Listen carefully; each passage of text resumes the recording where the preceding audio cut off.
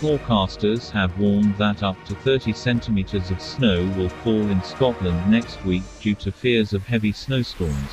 The Met Office today issued a yellow weather warning for the north of the country, with a sharp drop in temperatures expected.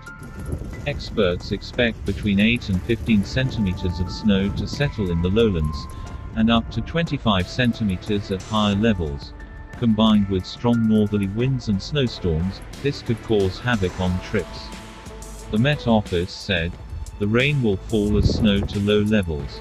At lower levels, clusters up to 30 centimeters and over 200 meters are possible, with some diarrhea and snowstorms due strong northerly winds.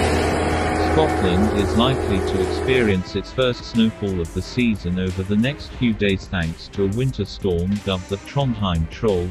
Forecasters say this is due to a period of low pressure emanating from Norway that will hit the UK, causing temperatures to plummet and snow to fall.